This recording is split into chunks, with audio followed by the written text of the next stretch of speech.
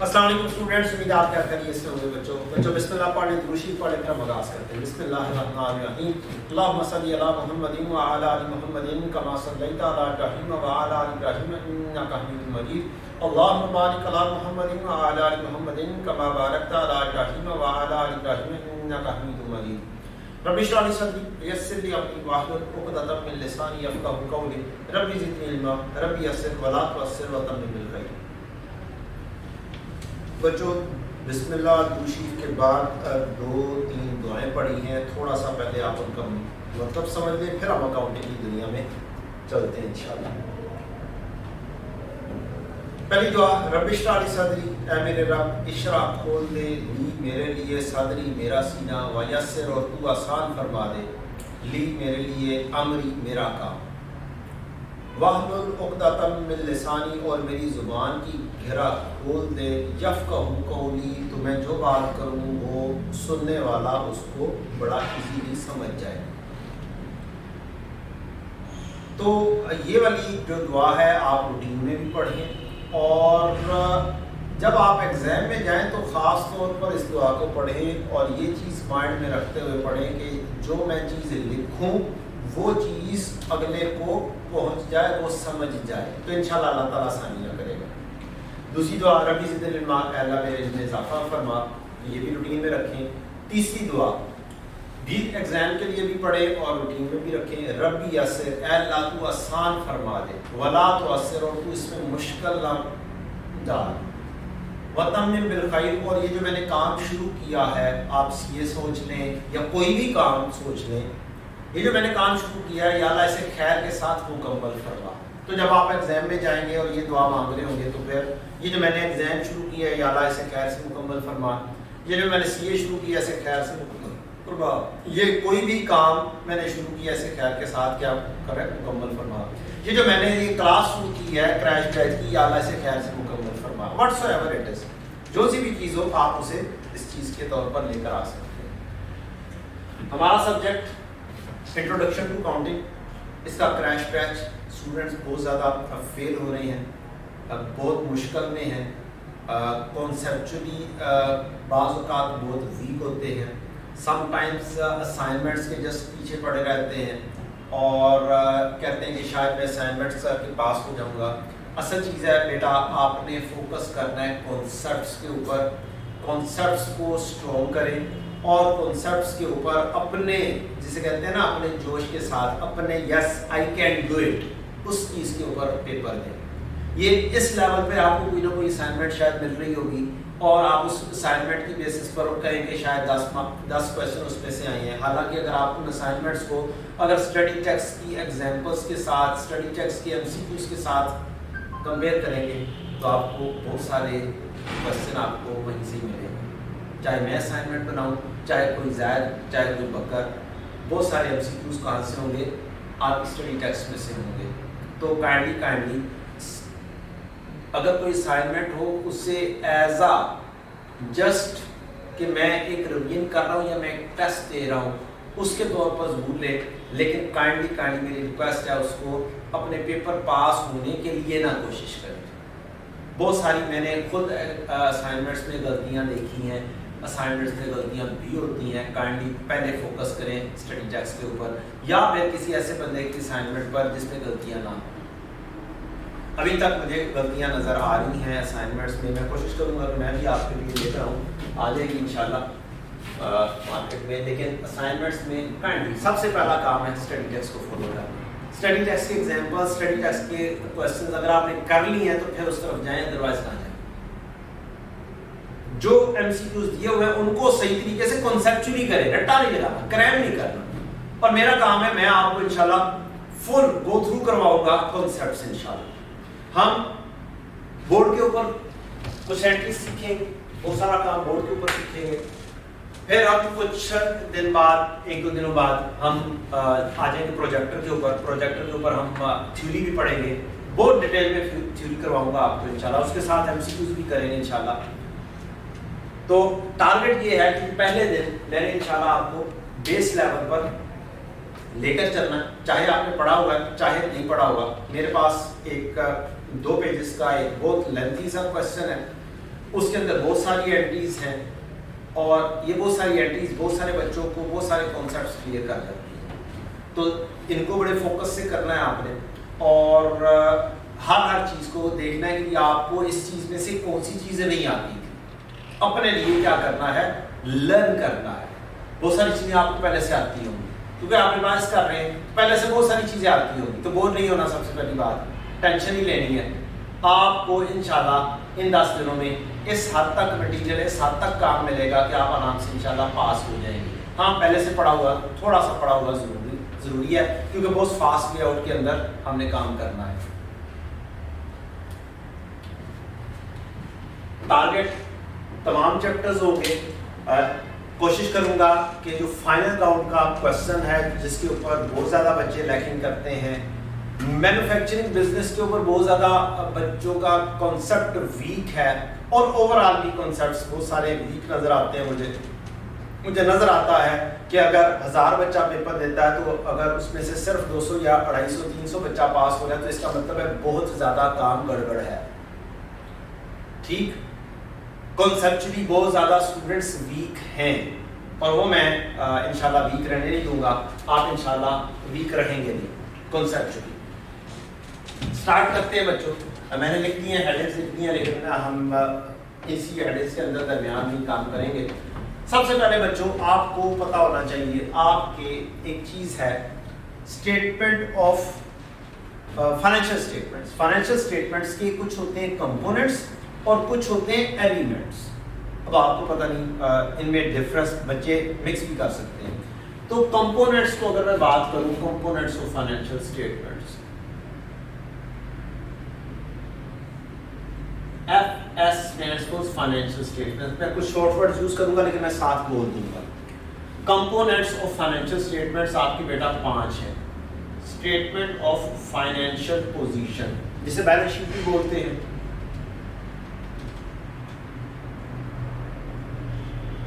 Number 2 statement of comprehensive income, जिसे हम profit and loss भी बोल लेते हैं।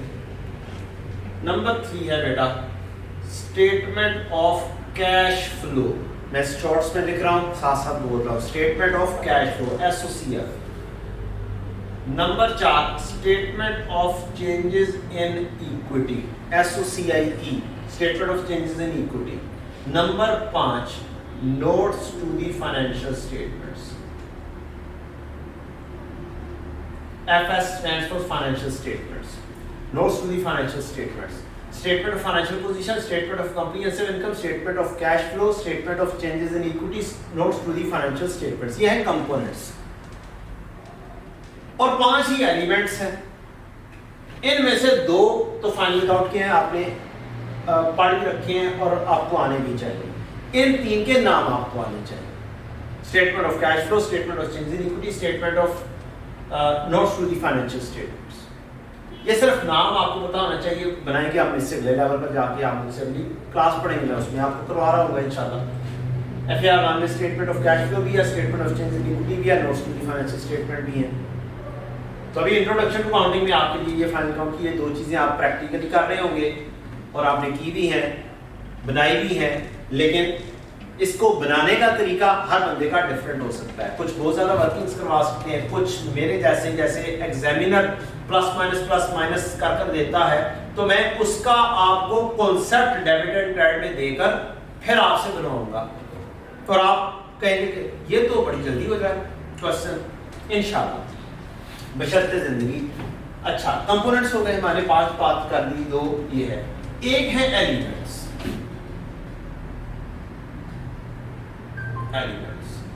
Of financial statements.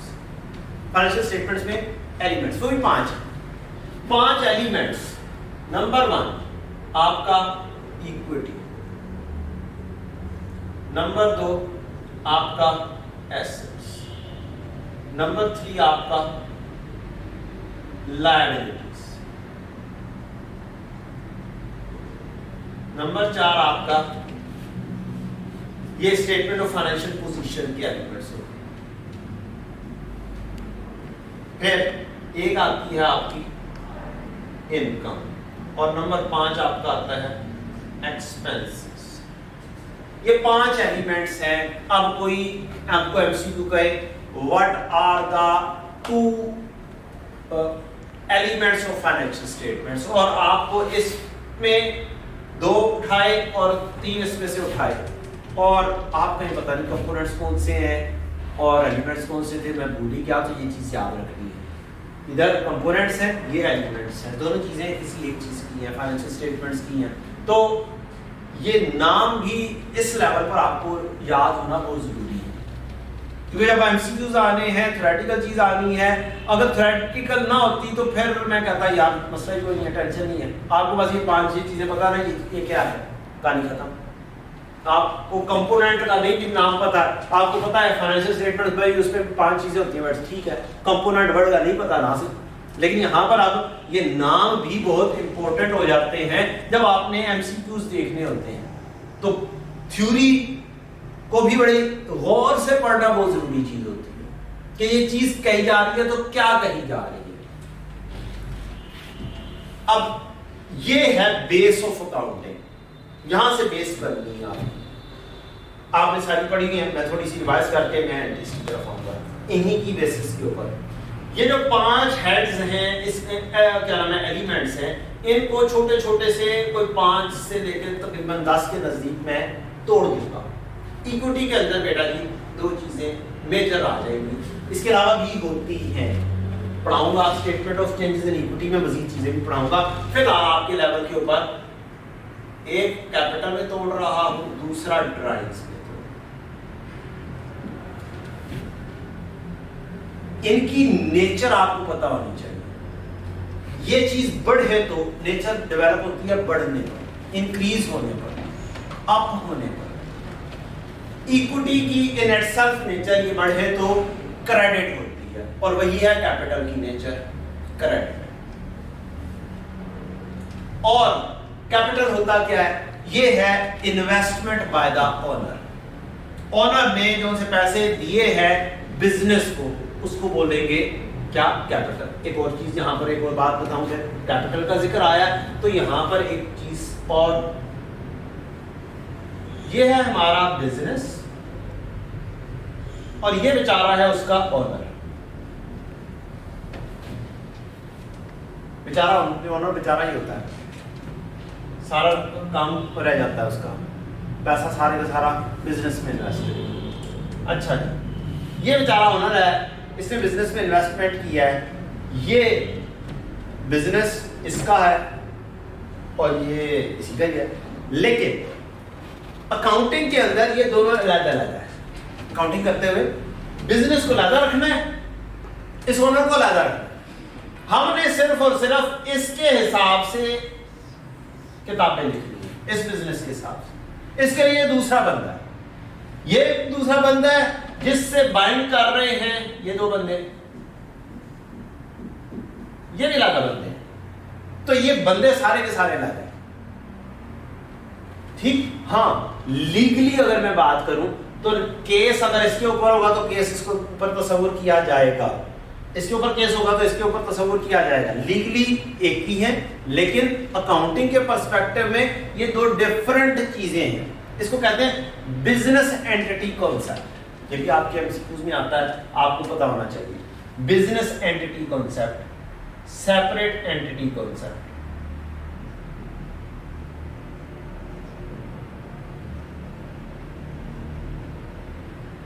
इसको सेपरेट एंटिटी कॉन्सेप्ट भी कहते हैं, आप लिख लीजिएगा। मेन नाम आपकी बुक के अंदर बिजनेस एंटिटी है। कैपिटल, ऑनर इन्वेस्ट करता है इस बिजनेस में, ऑनर ने उठाया एक ब्रीफ केस 5 करोड़ से भरा हुआ, और नहीं यार ज्यादा हो गया, 5 करोड़ से उल्टा ब्रीफ केस हो गया, उसके पहिए ऊपर चले गए, ये ब्रीफ केस उठाकर इसको दे दिया, तो ये कैश इसके पास आ गया। बिजनेस कहेगा मेरे पास कैश आ गया, और साथ मेरे पास कैपिटल भी बढ़ गया ऑनर। तो ये बिजनेस, ये ऑनर, सेपरेट। अच्छा, कैपिटल और किस तरह से बोला जा सकता है? कैपिटल की नेचर क्रेडिट, ये बढ़े तो क्रेडिट होगा, ये सबसे पहली बात। अगली चीज कैपिटल को किसको बोलेंगे? कैपिटल बोलेंगे हर वो पर्सनल चीज जो इसकी है, अगर वो बिजनेस को दे दी वो कैपिटल है। क्या चीज है? सादी सी बात, कैपिटल है हर वो पर्सनल चीज, हर वो पर्सनल चीज जो बिजनेस को दे दी,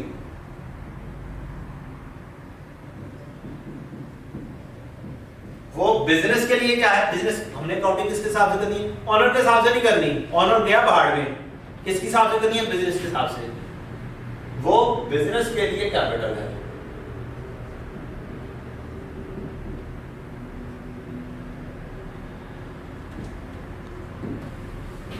और ड्राइंग है इसके उलट। ड्राइंग क्या है? इसके उलट। ड्राइंग कैपिटल है पैसे लेकर आना, पर्सनल चीज बिजनेस को देना, और ड्राइंग इसके उलट, बिजनेस से निकाल के खुद ले जाओ, निकाल कर खुद ले जाओ। हर वो बिजनेस की चीज जो पर्सनल यूज में ले गया वो क्या है? ड्राइंग। हर वो बिजनेस की चीज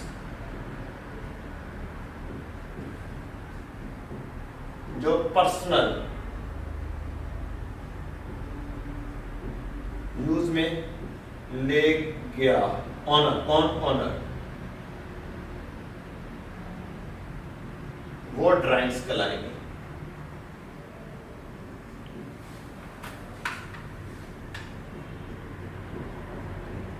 इसके अलावा भी कुछ कहा जा सकता है, वो थोड़ी देर बाद आता हूं बात, कि कैपिटल को और किस तरीके से भी बयान किया जा सकता है।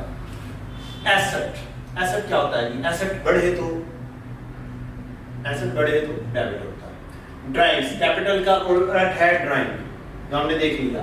तो ये बढ़े तो कैपिटल बढ़े तो क्या? क्रेडिट। तो इसका ऑपोजिट अगर ड्राइंग्स बढ़ेगी तो ये क्या हो जाएगी? डेबिट हो जाएगी। एसेट्स रिसोर्सेज है ऑनर के पास, क्या नाम है? बिजनेस के पास। बिजनेस के वो रिसोर्सेज असासाजात जो एंटिटी जो बिजनेस कंट्रोल करता है। बहुत सारे लोग इस डेफिनेशन को ओन्ड बोलते हैं। ओन्ड उसको बोला जरूर जा सकता था जब अगर आपका पेपर बहुत बड़ा होता, सारे का सारा एमसीक्यू बेस ना होता, सारे का सारा आपने पेपर के ऊपर लिखना होता, फिर गुजारा हो जाना था कि इस लेवल पर यार हम ओन्ड बोल देते हैं तो खैर है। लेकिन अब गुजारा नहीं है। पहले गुजारा हो जाया करता था एक जमाने में, अब गुजारा नहीं होना बेटा। अब अगर कोई ओल्ड बोल रहा है तो गलत है। क्या बोल रहे हैं? Resources controlled by the entity.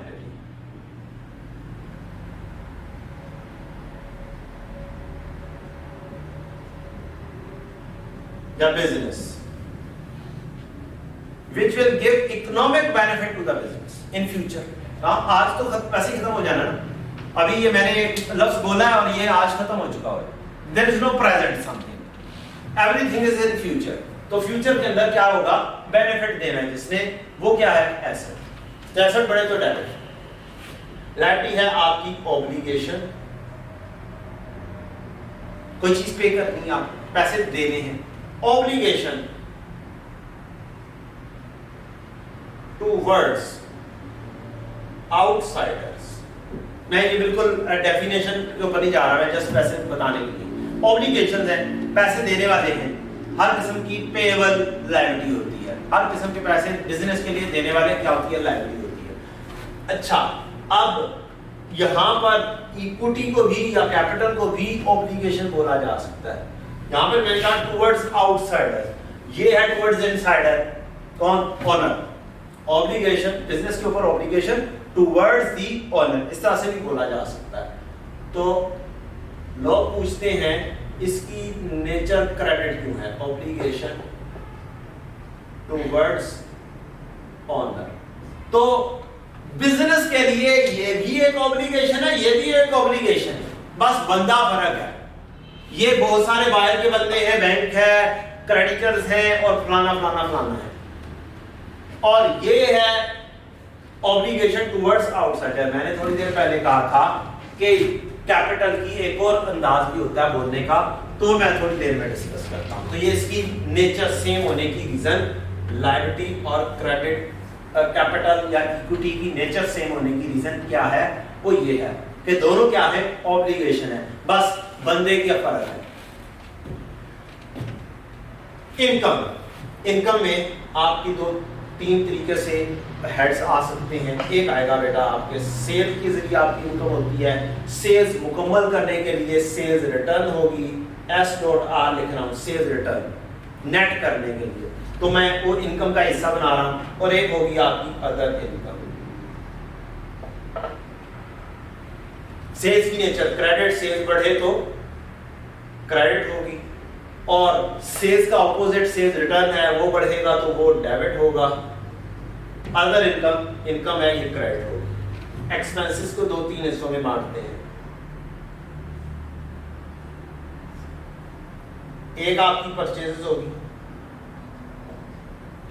Purchases अगर रिटर्न हो जाए तो परचेज रिटर्न का लाएंगे नेट करने के लिए, परचेजेस एक्सपेंसेस बढ़े तो डेबिट होते हैं, और परचेज रिटर्न डेबिट के ऑपोजिट है, क्रेडिट होगी, और बाकी के एक्सपेंसेस ये भी बढ़े तो क्या होगा, डेबिट होगा। ये सारे बढ़ने के ऊपर नेचर बनती होती है बच्चों। तो ये छोटी छोटी सी बातें होगी। लायबिलिटी को करंट और नॉन करंट में भी बाइफरकेट करते हैं, कैसे करते हैं बाद में जाके डिस्कस करेंगे, आज ही करेंगे इंशाल्लाह। हाँ, ये डेबिट में और मुख्तलिफ चीज़ों को किस तरीके से लेकर आगे चलना है वो इंशाल्लाह बाद में डिस्कस करेंगे, कल इंशाल्लाह कोशिश करेंगे।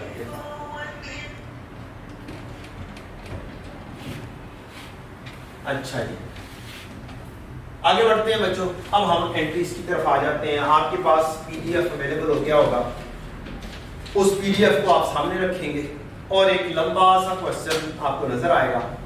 उस लंबे से क्वेश्चन के अंदर तकरीबन तमाम वो कॉन्सेप्ट्स की एंट्रीज मौजूद हैं जो हमने करनी है। इसमें वो वाली एंट्रीज, वो वाले कॉन्सेप्ट्स भी होंगे जो आपको पहले से आते होंगे, और वो वाले कॉन्सेप्ट्स भी होंगे जो आपको जरूरत होगी, थोड़ी सी रिफाइनमेंट की जिसमें जरूरत होगी। तो हम पूरे सिनेरियो पे इंशाल्लाह डील करेंगे। सबसे पहले बच्चों डील करते हैं हम कैपिटल से रिलेटेड चीजें कौन कौन सी हो सकती है। मैंने कहा ना, हर किस्म की वो चीज, पर्सनल चीज जो बिजनेस को दे दी जाए वो क्या है, कैपिटल है। तो क्वेश्चन पढ़ते हैं, कुछ बैकग्राउंड है, वो बैकग्राउंड समझ लें और फिर हम इंशाल्लाह आगे बढ़ेंगे। बैकग्राउंड बच्चों ये है कि एक बंदा है जिसका नाम है वसीम, मैंने अपना नाम रख लिया है क्वेश्चन के अंदर, किसी और का नाम यूज करना है, अपना यहाँ यूज करते हैं। वसीम है, उसके 3 बच्चे हैं और उनके पास हर एक के पास मोटरसाइकिल है। अब मेरे 3 बच्चे तो हैं लेकिन हर एक के पास मोटरसाइकिल नहीं है। अच्छा, तो 3 बच्चे हैं, हर एक के पास मोटरसाइकिल है, हर एक हर कुछ दिनों बाद आता है, अब्बा जी पैसे तो दें, वो ना ऑयल चेंज करवाना। फिर चंद दिन बाद दूसरा बच्चा आ जाता है, अब्बा जी पैसे दें, वो अब्बा जी ऑयल फिल्टर, एयर फिल्टर और ऑयल सारी चीज़ें जो है ना मैंने ट्यूनिंग भी करवानी है तो काइंडली पैसे तो दे दें। चंद दिन बाद उसके बाद एक तीसरा बच्चा आ जाता है, तो हर एक की बाइक की तो टाइमिंग डिफरेंट है। वो भी कहता है कि अब्बा जी मैंने क्या करना है, ऑयल डलवाना है। हाँ अब्बा जी मेरा ना बाइक पंचर भी हो गया था, पंचर भी लगवाना है। अब्बा जी ट्यूब खराब हो गई है, अब्बा जी ये हो गया, अब्बा जी वो हो गया। अब्बा जी साथ पकड़ के बैठ गए, 3 महीने 4 महीने अब्बा जी के साथ ही होता रहा। एक दिन एक बच्चा आया, 2 दिन बाद फिर वो आया, फिर अब अब्बा जी ने सोचा यार मैं हर वक्त यही खर्चा करता रहता हूँ, ऑयल फिल्टर, एयर फिल्टर, यही मेरा काम है बस, और तो कुछ नहीं है। हाँ कोई ट्यूब डलवानी पड़ जाती है तो वो भी कभी कभी डलवानी पड़ती है, लेकिन रूटीन में नहीं पड़ती। लेकिन ऑयल फिल्टर और एयर फिल्टर का तो रूटीन का काम है। हर कुछ दिनों बाद एक बच्चा आ जाता है, मैंने अब्बा जी जाना होता है, इतनी दूर कॉलेज पढ़ने जाना होता है, आपको पता है यूनिवर्सिटी कितनी दूर है, तो इतनी दूर है तो वो तो चंद दिन बाद होगा ही ना, ऑयल फिल्टर डलवाना पड़ेगा, एयर फिल्टर डलवाना पड़ेगा, ऑयल डलवाना पड़ेगा। अब्बा जी को गुस्सा चढ़ा एक दिन और अब्बा जी चले गए होलसेल मार्केट में, वहां से एक डब्बा बड़े वाला उठा के ले आए ऑयल का, एक बड़े वाला डब्बा उठा के ले आए एयर फिल्टर का, और एक ऑयल फिल्टर का, सबको 70 लेकर दी थी। अब्बा जी ने कहा कि अब देखता हूँ कैसे ये मुझे तंग करते हैं, और डलवाना कहाँ होता था उन्होंने, बस पैसे लेके चले जाते थे और अब्बा जी बस समझ गए कि ये काम क्या हो रहा है। अब उससे आगे कहानी जो है ना आपके साथ चलेगी। अब्बा जी ने काम करते थे, पता नहीं शायद कुछ और करते थे। हुआ क्या, वो बिजनेस नहीं चल रहा था, अब्बा जी ने वो किया बंद। और अब्बा जी के दोस्त ने कहा कि यार मैं जो है ना दुकान फारिग कर रहा हूँ, मैं छोड़ के जा रहा हूँ बाहर, तो तू ना यार अगर तूने ये मेरा मोटरसाइकिल पार्ट्स का बिजनेस है, अगर तूने करना तो यार इतने पैसे दे और बिजनेस मेरा ले दे। तो क्या हुआ, अब्बा जी ने वो बिजनेस स्टार्ट कर लिया। वसीम ने डिसाइड किया to start business of motorcycle part. सबसे पहली बात, हमेशा आपने अकाउंटिंग करनी है, देखना है बिजनेस है किस चीज का। बिजनेस किसका है? बिजनेस है मोटरसाइकिल के पार्ट्स का, मोटरसाइकिल के पार्ट्स। ये है बिजनेस। अब इसको माइंडसेट में रखना। देयर इज अ चांसेस कि बिजनेस हो स्कूल, देयर इज चांसेस कि बिजनेस हो restaurant, there is a chances कि बिजनेस हो कोई टेबल कुर्सियां बनाने वाले का, देयर इज अ चांसेस कि परचून की दुकान हो। तो हर बिजनेस को अपने हिसाब से देखना। देयर इज अ चांस कि बिजनेस हो कार के डीलर का, तो उसको भी चीजों को मैं समझाऊंगा आपको इंशाल्लाह, आज ही आएगी इंशाल्लाह। स्टार्टेड 1 जुलाई की डेट है और started business with 900,000 through cash. Started business 1 July, started business with 900,000 through cash. Cash दिया, बिजनेस में कैश आया, ये ब्रीफ केस लेकर बिजनेस में दे दिया गया।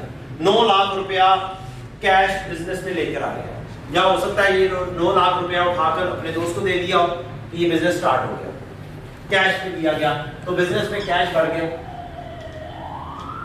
कैश एक करंट एसेट। अब बाइफरकेशन तो डेफिनेटली आपको पता होगी, करंट एसेट कौन सा, नॉन करंट एसेट की कौन कौन सी चीजें हैं, थोड़ी सी बातें मैं मजीद कर दूंगा। करंट एसेट्स के अंदर आपका स्टॉक आ जाता है, इन्वेंट्री आ जाती है, आपका डेटर्स आ जाते हैं, जो जिसको आप रिसीवेबल भी बोलते हैं, ट्रेड रिसीवेबल भी बोलते हैं, समटाइम्स अकाउंट रिसीवेबल बोल लेते हैं। और इसके अलावा आपका आ जाता है बैंक में पैसा, कैश में पैसा, प्रीपेमेंट्स टाइप की चीजें आ जाती हैं, ये करंट एसेट्स। तो कैश करंट एसेट, एसेट बढ़े तो डेबिट होता है, एसेट बढ़ गया और बिजनेस में ऑनर ने अपना पर्सनल कैश दिया तो आपका कैश भी बढ़ गया। कैश डेबिट, कैपिटल क्रेडिट 900,000, मैं ₹1000 जो है ना कॉमन ले लेता हूं, ₹1000 मैंने कॉमन ले लिया। ये डिनोमिनेशन जो है ये बड़ी इंपॉर्टेंट होती है, ये भी लिखनी जरूरी होती है। आप अभी चूंकि एमसीक्यू टाइप की चीज कर रहे होंगे, आपने अगर चूंकि कंप्यूटर में करना है तो आपके लिए उतनी इंपॉर्टेंट नहीं होगी, लेकिन आगे जाके ये भी एक इंपॉर्टेंस इख्तियार कर जाती है। तो ये चीज आपने याद रखनी है। मैंने 9 लाख लिखा हुआ है तो 9 लाख इस तरीके से आएगा, 900,000। अगली बात बच्चों, यहाँ पर एक ब्रैकेट के अंदर नरेशन लिखनी होती है। Narration is the part of journal entry.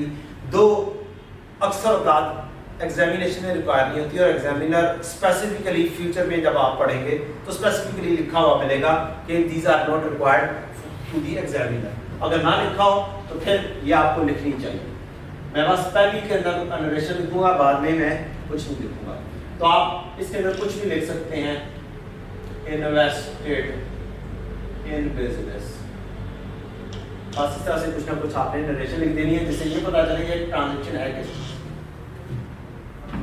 ये तमाम ट्रांजैक्शंस ज़हन में ये रखनी है कि ये मोटरसाइकिल बिजनेस से रिलेट करती हैं। कोई एक भी ट्रांजैक्शन इसके अंदर ऐसी नहीं है जो बिजनेस से हट कर हो, क्योंकि आगे कुछ वर्ड्स आएंगे, ही इन्वेस्टेड, ही इसने ये किया, उसने वो किया, तो सारी ट्रांजैक्शंस क्या हैं, बिजनेस से रिलेटेड हैं। Invested in business 900,000, 2 July. Invested in business 800,000 through cheque bank, bank के जरिए कर दिया तो बिजनेस का बैंक बढ़ गया होगा। अब उसने अपने पास से, अपने अकाउंट से बिजनेस के बैंक अकाउंट में ट्रांसफर कर दिए। बैंक डेबिट और कैपिटल क्रेडिट। बैंक बिजनेस का बढ़ जाएगा, डेबिट हो गया, और कैपिटल बिजनेस का बढ़ गया क्योंकि उन्होंने इन्वेस्टमेंट किया वो क्रेडिट हो गया। 800,000, अब मैं यहाँ पर लिखूंगा 800 क्योंकि ऊपर 20,000 कॉमन है। ब्रॉड, क्या लिखा हुआ है? ब्रॉड, बच्चे से बोर्ड पढ़ते हैं। ब्रॉड, ब्रिंग ब्रॉड, ब्रॉड लेकर आया a conditioner from home to business amounting 20-40,000। अब हुआ ये कि घर में बैठा हुआ था, अब सोचा यार गर्मी आ रही है, बहुत ज्यादा गर्मी हो गई है, शॉप पे जाता हूँ, सारा दिन पसीना पसीनी हो जाता हूँ, तो क्यों ना, उसने 2-3 दिन, 1-2 दिन गया, 1 जुलाई 2 जुलाई को, उसने कहा यार बहुत गर्मी है, ऐसा करता हूँ घर में तो जैसा तैसे सो लूंगा, छत पे जाके सो जाऊंगा, घर में एसी है, मजीद बिजनेस में मजीद इन्वेस्टमेंट ही उसका, इसको एसी को उतारता हूँ और ऑफिस ले जाता हूँ। हर वो पर्सनल चीज जो बिजनेस को दे दी जाए वो क्या है? कैपिटल। तो बिजनेस में एसी आ गया। अब यहाँ पर एसी को किस चीज के अंदर लिखना चाहिए है, कैसे करना चाहिए, तो कुछ क्लैरिफिकेशन मजीद मुझे चाहिए होगी आपको बताना। बच्चों, आपके 2 किस्म के एसेट्स, एक है नॉन करंट एसेट और एक करंट एसेट। तो नॉन करंट एसेट्स NCA, इसके अंदर एक आता है फिक्स्ड एसेट जिसको हम प्रॉपर्टी प्लांट एंड इक्विपमेंट भी बोलते हैं, PPE, property plant and equipment. मैं शॉर्ट्स लिखूंगा तो मैं साथ बोलूंगा कि ये इसका लफ्ज क्या है। नॉन करंट एसेट्स NCA और PPE, property plant and equipment. Fix asset, इसके अंदर क्लासेस होती हैं बेटा। नॉन करंट एसेट में प्रॉपर्टी प्लांट इक्विपमेंट आता है, इसके अलावा भी नॉन करंट एसेट्स होते हैं, लेकिन आपके कोर्स में ऐसा ज्यादा नहीं है। Land, building, plant and machinery, बहुत बड़ा प्लांट हो, उससे छोटा प्लांट को मशीनरी, उससे छोटी मशीनरी वो इक्विपमेंट बोलते हैं, इसे ऑफिस इक्विपमेंट भी बोल देते हैं। या आपका एसी हो गया, आपका प्रिंटर हो गया, आपका कंप्यूटर हो गया, आपकी फोटोकॉपी मशीन हो गई, ये सारे क्या हैं? छोटे छोटे इसी मशीनरीज हैं और इनको इक्विपमेंट के नाम से बोलेंगे आप। फिर आपका आ जाता है फर्नीचर एंड फिटिंग्स।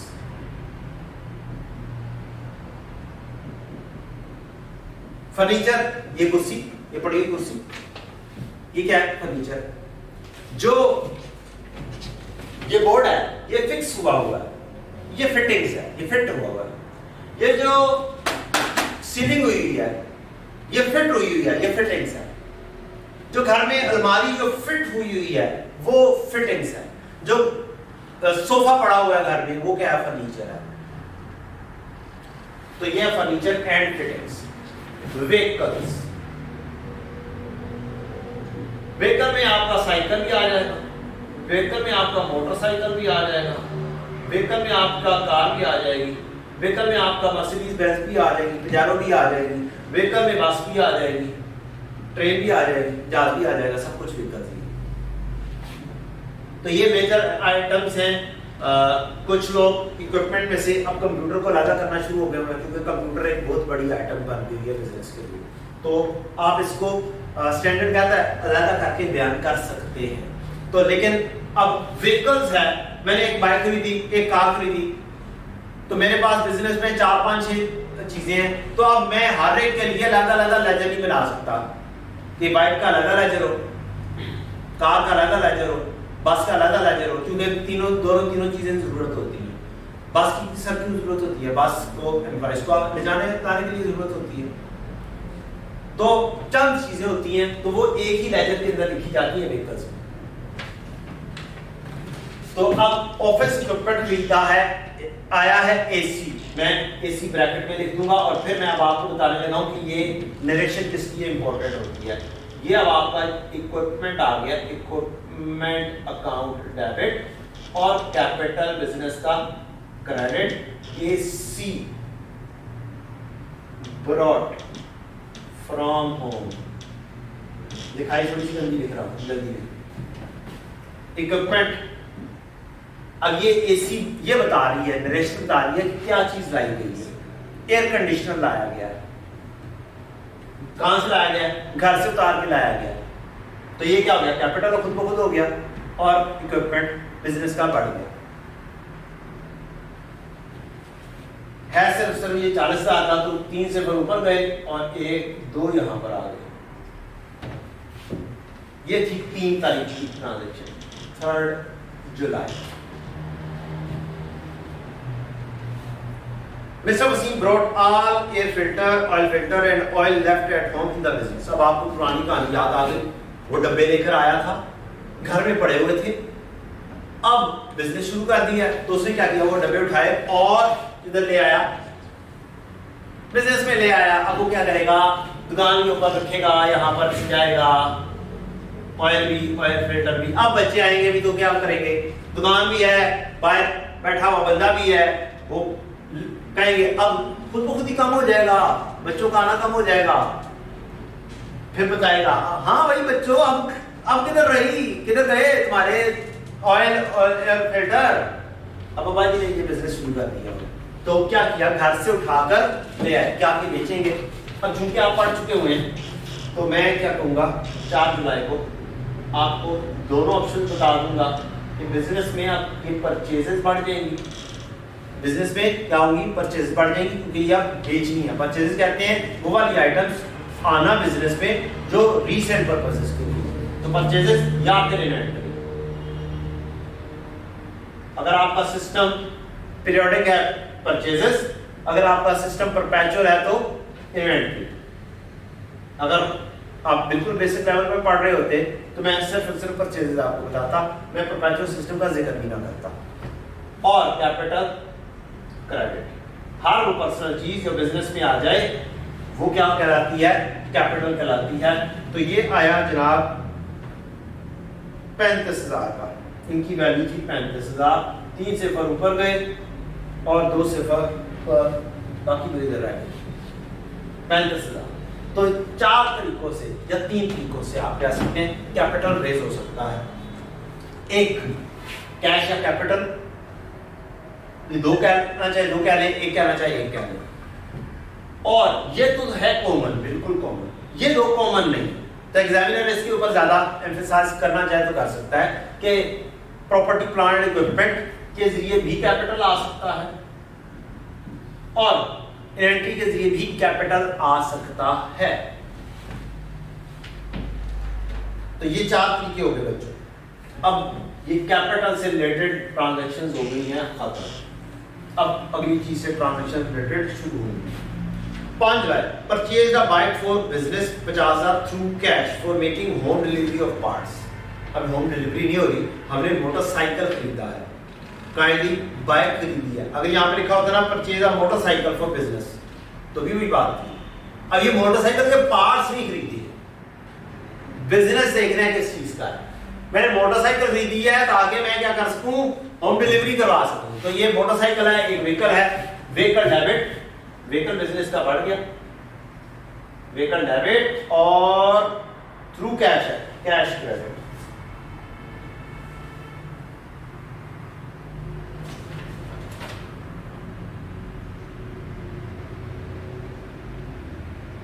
ये आपकी प्रॉपर्टी प्लांट एंड इक्विपमेंट है। कैश क्रेडिट, व्हीकल एक fix asset, non current asset, ये बढ़ जाए तो डेबिट, और दूसरा एसेट है, करंट एसेट है, कम हो जाए तो क्रेडिट। टोटल है जनाब इसका 50,000 का, 50,000 का बाइक खरीदी। नेक्स्ट है बेटा 6 July, purchase a second hand car for business for 1.5 lakh through cheque. अब आपने कार खरीदी है, अब नरेशन काम आएगी। यहां पर आप नरेशन में लिखेंगे कि बाइक परचेज की है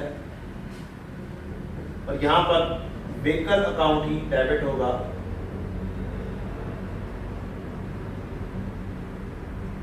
और बैंक के जरिए खरीदी है और यहां पर आएगी कार खरीदी है। कितने की? 1.5 लाख। 150 लिख रहा हूं क्योंकि 3 से ऊपर है, रुपीज कम होगी। 5 जुलाई और 6 जुलाई।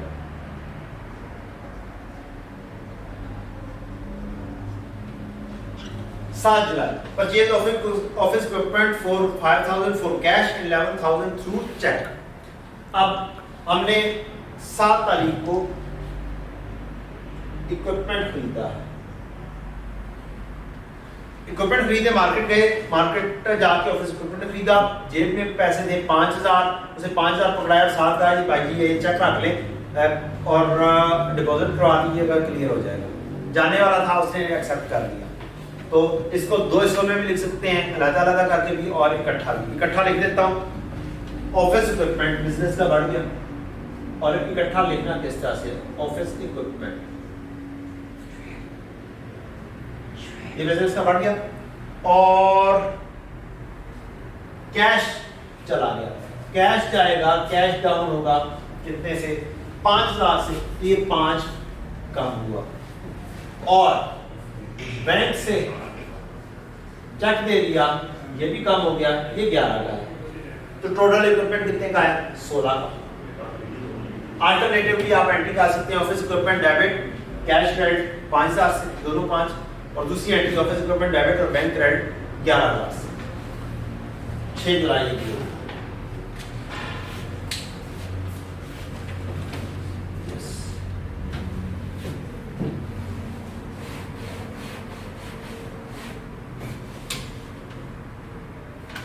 8 जुलाई पर आते हैं बच्चों।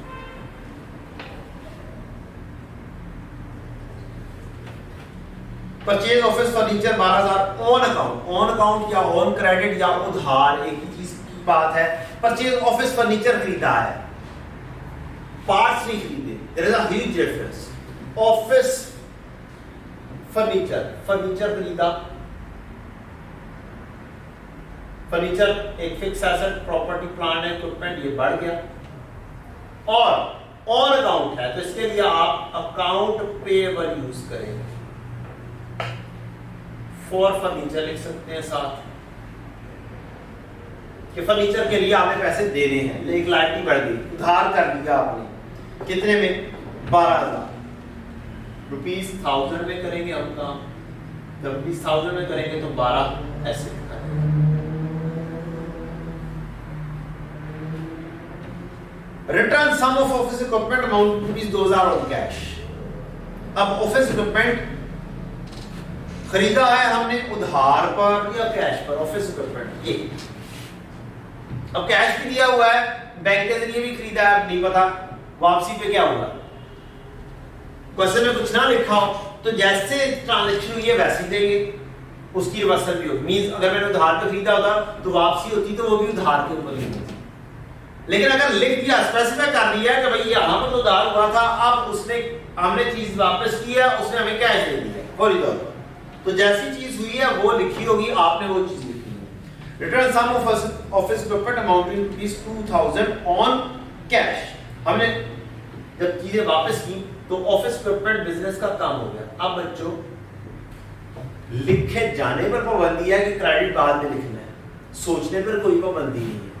मुझे ये समझ लगी कि यार ऑफिस इक्विपमेंट जब रिटर्न करेंगे तो चला जाएगा, डाउन हो जाएगा, लेस हो जाएगा, डिक्रीज हो जाएगा, तो मैं ऑफिस इक्विपमेंट एक एसेट है, एसेट डिक्रीज हो तो क्रेडिट होता है, तो मैं पहले क्रेडिट वाली लिख देता हूं, ऊपर डेबिट की जगह खाली छोड़ दी, ऑफिस इक्विपमेंट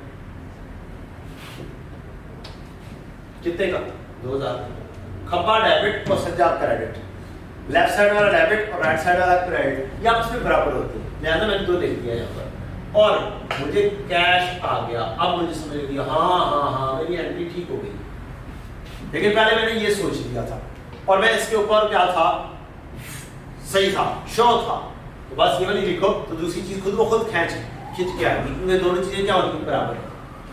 8 जुलाई के बाद 10 जुलाई,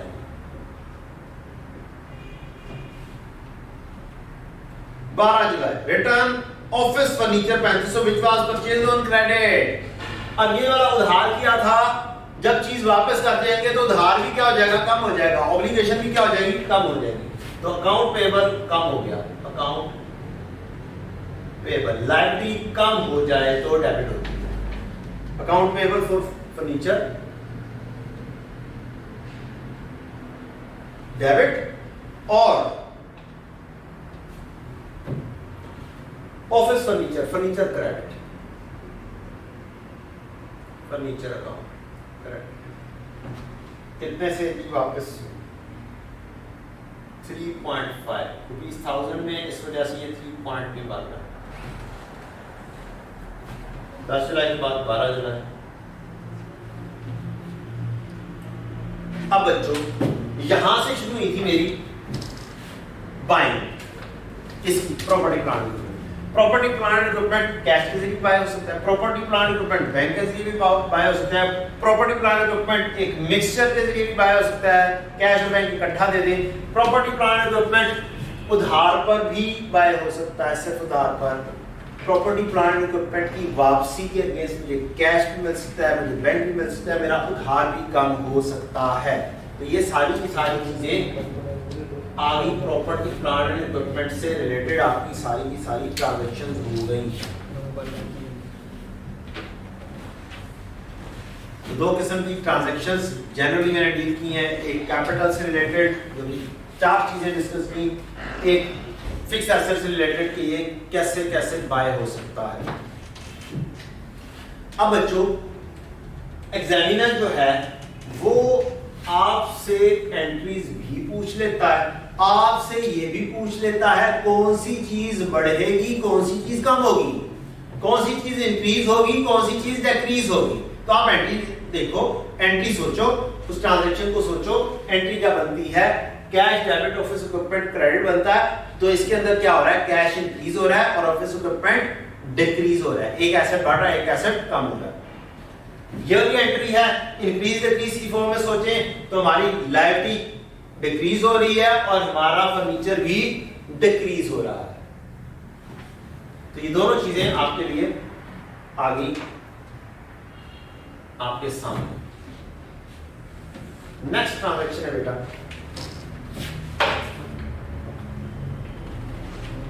12 जुलाई के बाद 14 जुलाई। अब लोन से रिलेटेड ट्रांजैक्शन देखते हैं। 14 जुलाई ही ऑब्टेन्ड, कौन ही कौन, मैंने कहा स्टार्ट में बोला कि सारी की सारी ट्रांजैक्शन क्या है, बिजनेस ट्रांजैक्शंस हैं। तो ही से मुराद है कि बंदा ही गया है, उसका ऑनर ही चलकर गया होगा बिजनेस के लिए लोन लेने। ठीक है जी, तो ये सारी सारी क्या है, बिजनेस ट्रांजैक्शन है मेजरली, सवाए एक आदि के जिसके अंदर मैं लॉजिक्स दूंगा कि यार ये बिजनेस ट्रांजैक्शन बनती है और अगर बनती है तो ये किस टाइप की बिजनेस ट्रांजैक्शन बनती है सारी बिजनेस ट्रांजैक्शंस। अच्छा जी, he obtained loan from bank through cash, normally cash के अंदर देता नहीं है, बैंक लेके दे दिया उसने और हमने पूरी तौर पे निकलवा लिया है। आप ऐसे कह सकते हैं कैश बिजनेस का बढ़ गया, कैश एक करंट एसेट बढ़ गया और दूसरी साइड पर लोन बढ़ गया, लोन फ्रॉम बैंक।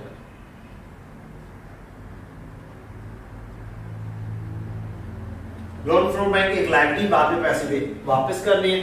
कैश बढ़ा आपका 50,000 से, 50,000 ऊपर कॉमन लिए हुए हैं, 50 मैंने किया। नेक्स्ट है he received from Mr. Nadir friend to be paid back, loan receive किया to be paid back after 3 years through check। दोस्त के पास गया, यार पैसे चाहिए बिजनेस के लिए, हाँ 3 साल बाद दे दूंगा। तो उसने कहा अच्छा यार चलो ले लो, कितने पैसे चाहिए, 25,000। तो उसे पैसे दे दिए। अब क्या ये दोस्त ने अपने लिए पर्सनली लिया है या बिजनेस से पैसे वापस करने हैं, बिजनेस ने पैसे वापस करने हैं। वो मांगेगा तो बिजनेस खुद तो नहीं मांग सकता ना, मांगेगा तो बेचारा ऑनर ही ना, किसके लिए, बिजनेस के लिए मांगेगा। तो बिजनेस ने उसने चेक लिखकर दे दिया, बैंक बिजनेस का बढ़ गया और लोन फ्रॉम नादिर भी बढ़ गई।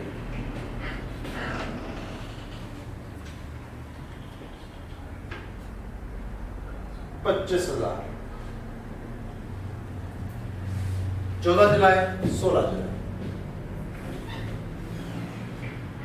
अच्छा 3 साल बाद पे करना है। यहां पर बात आती है करंट लायबिलिटी और नॉन करंट लायबिलिटी।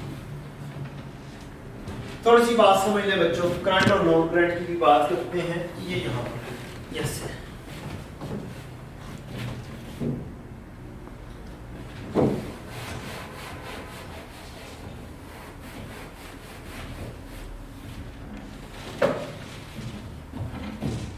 बच्चों ये आपका साल है, यहां पर आपने खड़े होकर सोचना है ईयर एंड के ऊपर।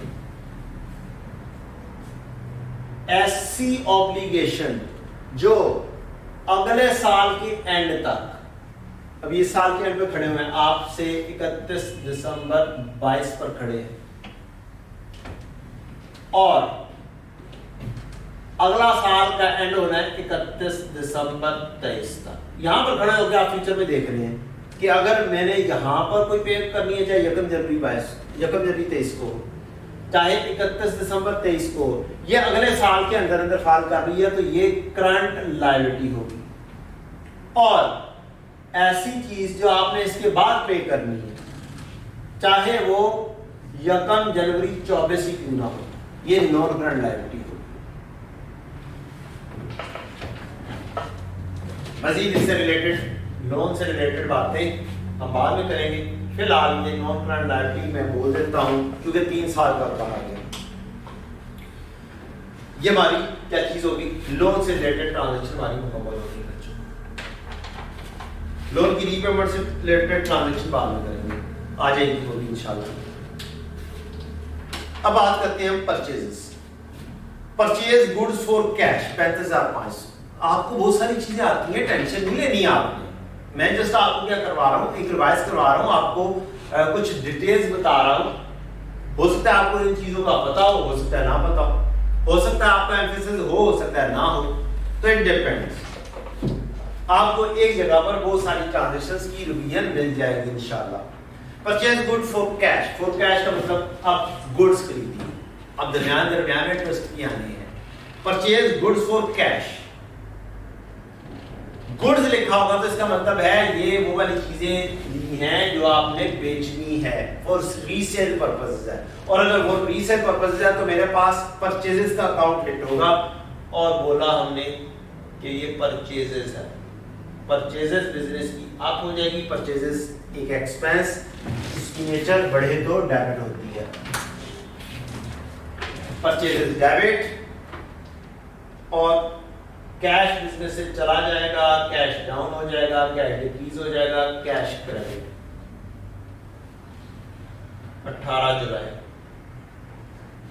कितने से 35,500 रुपीज, 1000 में लिखना होगा 35.5।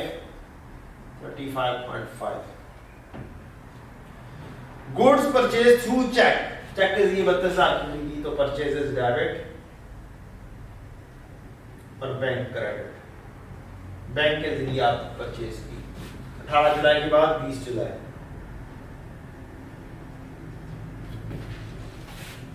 $32,000।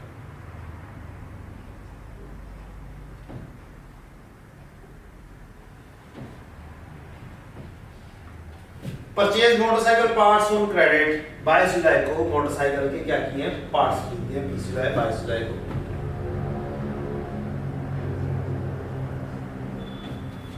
Purchase motorcycle parts on credit, उधार पर खरीदे हैं जी मोटरसाइकिल पार्ट्स।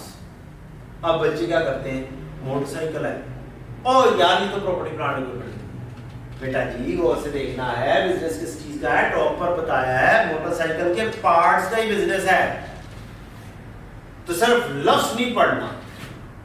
मोटरसाइकिल के पार्ट्स का बिजनेस है तो क्या होगा, ये परचेजेस कहलाएगी।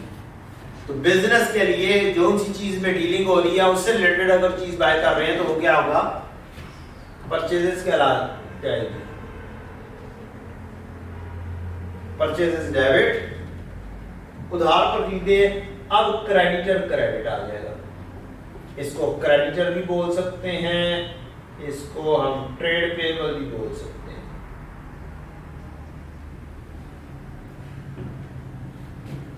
$37,000।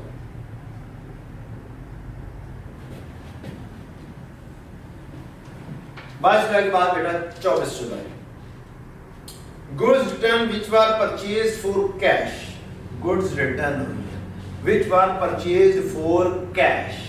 अब चीजें खरीदी थी तो परचेजेस अप होती हैं जब परचेज रिटर्न हो या सेल्स रिटर्न हो।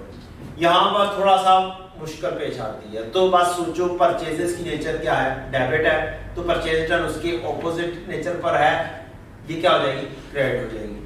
Purchase return which are purchase for cash, तो परचेज रिटर्न क्रेडिट हो जाएगी। मैं P.R लिख रहा हूँ परचेज रिटर्न के लिए, क्या लिख रहा हूँ, P.R परचेज रिटर्न, ये क्रेडिट हो जाएगी और इसके मींस कैश आ जाएगा, कैश डेबिट हो जाएगा। आपके पास कैश बढ़ गया और परचेज रिटर्न भी एक हिसाब से बढ़ गई या परचेजेस एक हिसाब से कम हो गई। 1.5 1500 है तो ये इसलिए मैं लिखूंगा 1.5 ऊपर ₹20,000 कॉमन है। 24 July 26 July parts return to supplier which were purchased on credit, parts return किए। अब कई बच्चे पार्ट्स पढ़कर ही इधर से उधर जा सकते हैं, ऊपर बिजनेस पढ़ना है, मोटरसाइकिल के पार्ट्स हैं। Parts return to supplier which were purchased on credit, उधार पर खरीदे थे, ये वाला। अब उधार कम हो गया, इसका मतलब है लायबिलिटी कम हो गई, ऑब्लिगेशन कम हो गई जब आपने चीजें वापस कर दी। तो आपकी चीज क्या आ जाएगी, क्रेडिटर डेबिट और purchase return credit 26 July.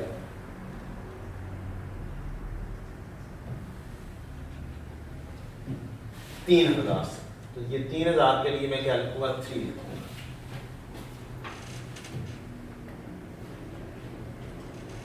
Goods return to supplier which were purchased through cheque, तो परचेज किए थे थ्रू चेक, तो अब हमें भी चेक ही मिला होगा।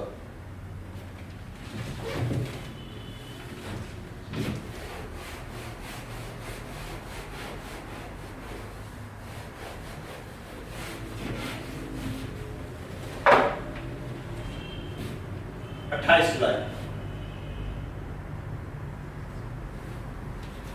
28 जुलाई को बच्चों गुड्स रिटर्न की है, तो गुड्स रिटर्न की तो क्या होगी, परचेज रिटर्न क्रेडिट होती है और चेक के जरिए किया तो मुझे भी क्या मिला होगा, चेक भी मिला होगा, बैंक बिजनेस का बढ़ गया होगा और परचेज रिटर्न भी बढ़ गई होगी। तो ट्रांजैक्शन की वैल्यू है 2202.2 लिख देंगे हम, क्योंकि हम ₹1000 में काम कर रहे हैं।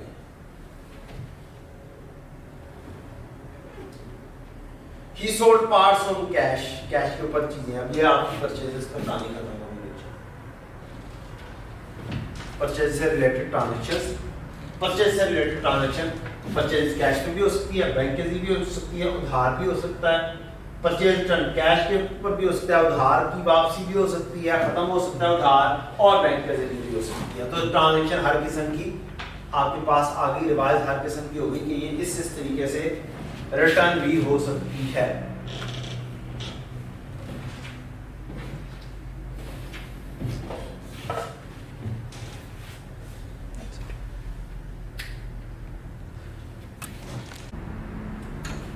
जी बच्चों, तो हमारी अब परचेजेस खत्म हो गई है, आप सेल्स की ट्रांजैक्शन देखते हैं कि सेल किस किस तरीके से हो सकती है, उसकी रिवीजन होगी हमारी। आज काफ़ी हद तक आपकी रिवीजन होगी और जनरल एंट्री से रिलेटेड कल हम इंशाल्लाह कुछ मेजर काम करेंगे, फिर परसों से मज़ीद मेजर काम करेंगे इंशाल्लाह। तो ये अभी ये क्या है, हमारी स्टार्टिंग एक पॉइंट है जस्टिफाइज करने का, ताकि कोई चीज़ रह ना जाए, आपकी कोई चीज़ मिस ना हो जाए, कंप्लीटनेस इंश्योर करने के लिए ये सारा काम किया जा रहा है और काफ़ी ज़्यादा मैं डिस्कशन कर रहा हूँ। परचेज गुड्स फॉर कैश, अच्छा ये तो होगी हमारी 28 जुलाई तक हो गई। 30 जुलाई पार्ट सेल हो गए, 30 जुलाई पार्ट सेल किए कैश के ऊपर, ही सोल्ड पार्ट्स ऑन कैश, तो बिजनेस में कैश बढ़ गया होगा और बिजनेस की सेल्स भी बढ़ जाएगी, तो कैश डेबिट और सेल्स क्रेडिट हो जाएगी। कितने से 8500 से है, तो मैं 20,000 में लिखूंगा तो 8.5 लिख रहा हूँ। 1 August 1 August sold parts online and received cash, हमने पार्ट्स बेचे ऑनलाइन और कैश मिला। तो ऑनलाइन में बेचे, इसका ये मतलब नहीं मुझे बैंक में पैसे आ रहे हैं, ऐसा भी तो होता है कि होम डिलीवरी करवाई जाती है और होम डिलीवरी जब होती है तो वहां से वो कैश रिसीव करता है और लाकर दुकान पर दे देता है। तो 9500 का सेल की है, कैश डेबिट और सेल क्रेडिट ही होगी। 9,500 9.5 में लिखूंगा। He made sale through check, cheque के जरिए बेची तो बैंक में पैसा आ गया, बैंक बिजनेस का बढ़ गया और सेल की बिजनेस की बढ़ गई। बैंक डेबिट सेल्स क्रेडिट 3 अगस्त 15,600 तो 15.6 लिख देते हैं ₹1000 में। He sold all credit to Mr. Zafar ₹18,000 and Mr. Sharif 12,500। अब इस ट्रांजैक्शन को दो अंदाज से आप कर सकते हैं, डिपेंड करता है आपको किस तरीके से एमसीक्यू टाइप के अंदर दे दे।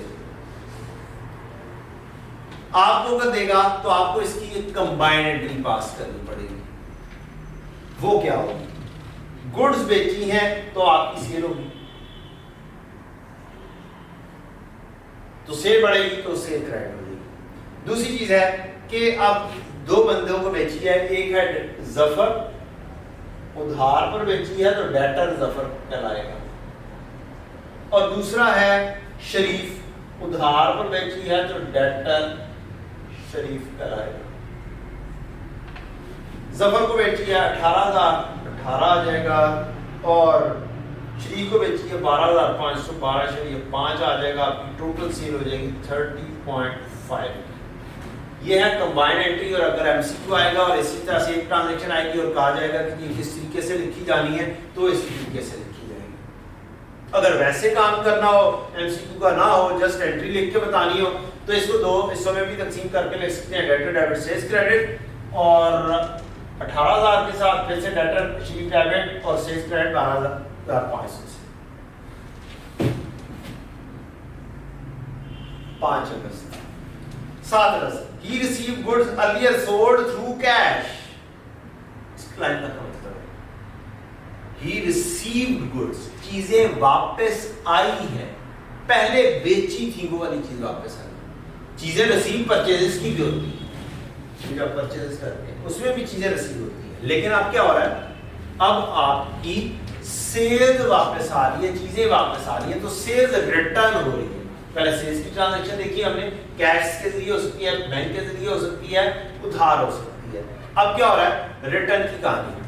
रिटर्न को दो नामों से याद किया जाता है, एक है सेल्स रिटर्न और दूसरा है रिटर्न इनवर्ड। चीजें वापस आई इसलिए return inward. Through cash, cash के जरिए आया तो अब मुझे कैश पे करना पड़ेगा। सेल्स की नेचर क्रेडिट है तो सेल्स रिटर्न उसके ऑपोजिट, तो सेल्स रिटर्न S.R लिख रहा, या फिर इसको बोलेंगे हम रिटर्न इनवर्ड। चीजें वापस आई, सेल्स रिटर्न डेबिट, और आपको कैश वापस करना पड़ेगा।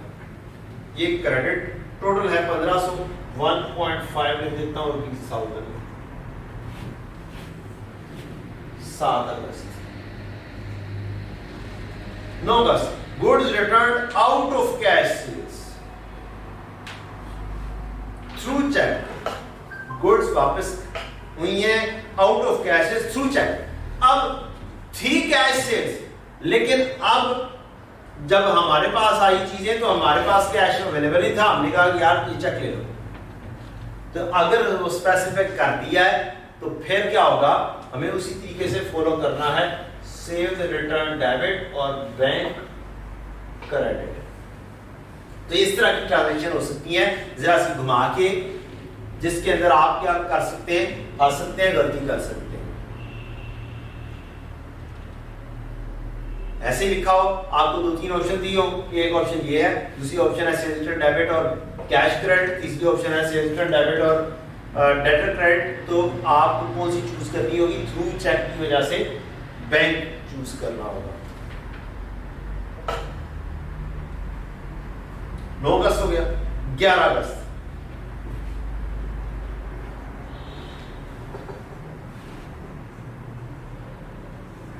अगस्त है जी। Receive good sold to mister Zafar ₹1,000। पैसे नहीं, चीजें वापस आई हैं, जफर को बेची थी। जफर भाई को बेची थी, ये जफर भाई 18,000 की बेची थी, ठीक है जी। जफर भाई को चीजें बेची थी और 1,000 की चीजें जफर भाई से क्या हो गई हैं, वापस आ गई हैं। तो 11 अगस्त को हमारी सेल्स रिटर्न डेबिट, और अब पैसे जफर भाई से 18 नहीं लेने, 1,000 क्या हो गया, कम हो गया। सेल्स रिटर्न डेबिट और डेटर जफर क्रेडिट 1,000। अब डेटर जफर से 17,000 लेंगे।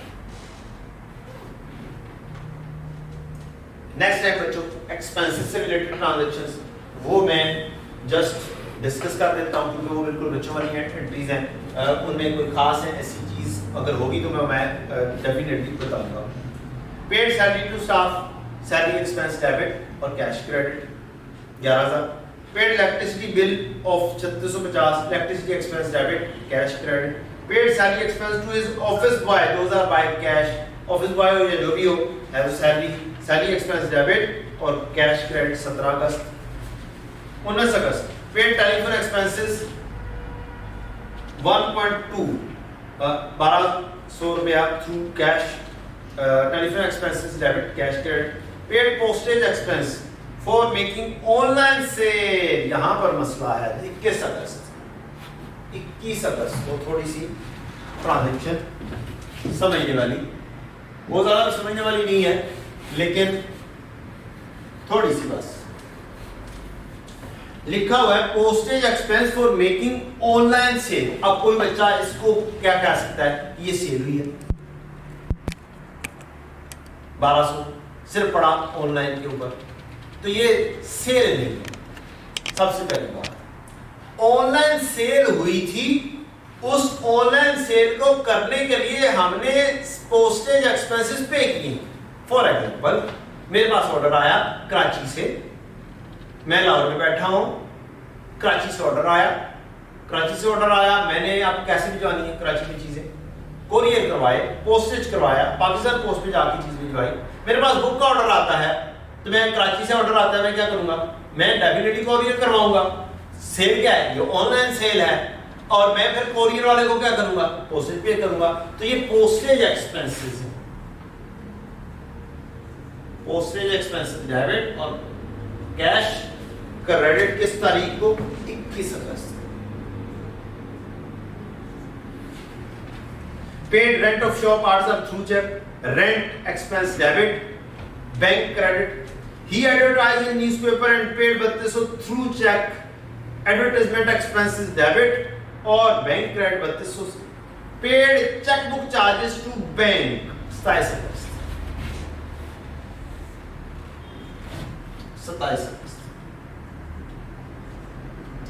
नॉर्मली कहा जाता है कि अगर आपको कुछ ना लिखा हो तो आपको कैश यूज करना होता है, लेकिन ये ट्रांजैक्शन ऐसी है चेकबुक के चार्जेस जो बैंक हमारे अकाउंट में से ही डिडक्ट कर लेता है। तो फिर यहां पर चेकबुक चार्जेस के लिए हम लफ्ज यूज करते हैं बैंक चार्जेस का, ये बैंक चार्जेस एक्सपेंस। ये तो डेबिट हो गए 250 से, अब 1000 के अंदर मैं अगर लिखूंगा तो ये 0.250 लिखूंगा एक बार। दूसरी चीज, अब मुझे क्रेडिट लॉजिकली करना है बैंक, ये बस छोटी सी बात इसके अंदर है। Paid interest markup on loan, loan के ऊपर इंटरेस्ट पे किया है, तो ये भी नॉर्मली बैंक वाला हमारे अकाउंट में से काट लेता है। तो ये भी आप इसके लिए भी क्या करें, इंटरेस्ट एक्सपेंस या मार्कअप एक्सपेंस डेबिट और बैंक क्रेडिट करें, ये ज्यादा बेहतर है लफ्ज। इंटरेस्ट एक्सपेंस 29 अगस्त को ये ट्रांजैक्शन है 500 की, तो इसको 0.5 लिखेंगे हम। ₹1000 में मैं कर रहा हूं, ₹1000। Paid sundry expenses for cash, ये सन्ड्री एक्सपेंसेस क्या होते हैं, ये सन्ड्री एक्सपेंसेस मिसलेनियस किस्म के एक्सपेंसेस होते हैं, ऐसे एक्सपेंसेस जिसका अपना कोई हेड ना हो। मसलन प्रिंटिंग एंड स्टेशनरी है, तो अगर आप स्टेशनरी ले रहे हैं तो भी उसका हेड मौजूद है, प्रिंटिंग एंड स्टेशनरी, प्रिंटिंग करवा रहे तो भी है, ठीक। अब आपकी एक शॉप है, शॉप के अंदर आपने सर्फ मंगवाया सफाई करने के लिए, जो कि रूटीन की आएगी। अब क्लीनिंग एक्सपेंसेस उस तरीके का है ही कोई नहीं, तो आपने क्या किया, चुप करके आपने कहा यार चलो ये सन्डी किस्म का एक्सपेंस, मिसलिनियस टाइप का एक्सपेंस। तो ऐसा कोई एक्सपेंस जिसका कोई अपना हेड ऑफ अकाउंट एक्सपेंस का हेड आपने ना बनाया, तो उसे मिसलिनियस एक्सपेंस या सन्डी एक्सपेंसेस में लिख देते हैं 700 रुपये। इसे सन्ड्री एक्सपेंस के नाम से भी लिख सकते हैं, इसे मिसलिनियस एक्सपेंसेस के नाम से भी बना सकते हैं। डेबिट और कैश क्रेडिट ये आपका आ गया बेटा जी 31 अगस्त, और 700 क्या है, तो मैं इसे 0.7 लिखूंगा क्योंकि 3 सिफर कॉमन है। सब वो कैसे, 700 को तकसीम 1000 कर दो तो 0.7 बनेगा,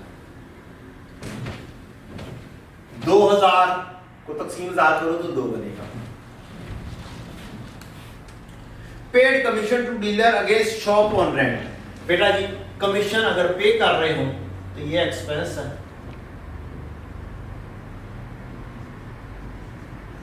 इफ पेड, कमीशन आ भी सकती है, कमीशन अगर रिसीव कर रहे हो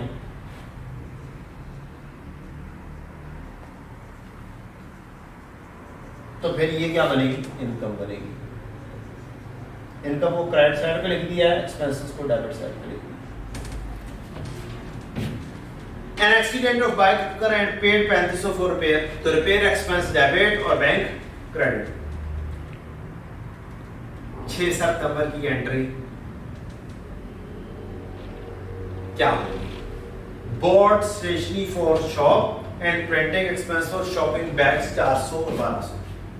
अब दोनों इकट्ठी हैं, दोनों को इकट्ठा प्रिंटिंग एंड स्टेशनरी के एक्सपेंस के अंदर 400 जमा 1200 1600 करके लिख सकते हैं। Printing and stationery expense debit और cash credit. Paid 200 for petrol और बाइक, तो पेट्रोल एक्सपेंस डेबिट और कैश क्रेडिट। तो ये बहुत सारी एक्सपेंसेस की ट्रांजैक्शन थी जिसमें से मैंने 3-4 यहाँ पर लिखी हैं, बाकी सारे कैश या बैंक के साथ पेमेंट हो रही है। कोई मैंने गलती से कैश करना हो क्रेडिट और मैंने बैंक बोल दिया, या बैंक करना हो और कैश बोल दिया हो, तो उसके लिए मैं एडवांस में माजरत चाहता हूं। अच्छा जी, 14 सितंबर 10 सितंबर पे आते हैं हम अदर इनकम की कहानी। अदर इनकम की कहानी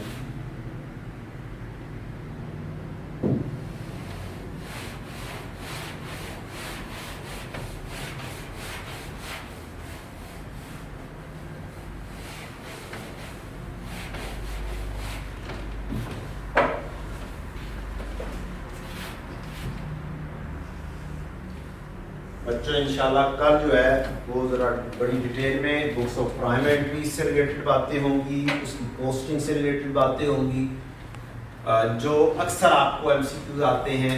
कुछ एमसीक्यूज तो ये भी हैं इंक्रीज और डिक्रीज की फॉर्म में, जनरल एंट्रीज की फॉर्म में, बहुत सिंपल सी एंट्रीज भी आपको आ रही होगी। लेकिन कल जो होगा बुक्स ऑफ प्राइम एंट्री से रिलेटेड और बड़ी डिटेल में डिस्कशन होगी हमारी इंशाल्लाह। तो don't forget to do that. पहले दिन थोड़ा सा बिल्कुल बेसिक लेवल के ऊपर सारी बातें करना जरूरी था, मकसद था कि एक एक चीज़ को क्या कर दिया जाए, अपने अंदाज में बयान कर दिया जाए, ज़रा डिटेल में रिवीजन करवा दी जाए। इसकी भी कुछ एंट्रीज मजीद करेंगे, बाकी की इंशाल्लाह कल करेंगे हम। अच्छा जी, अदर इनकम की 10 सितंबर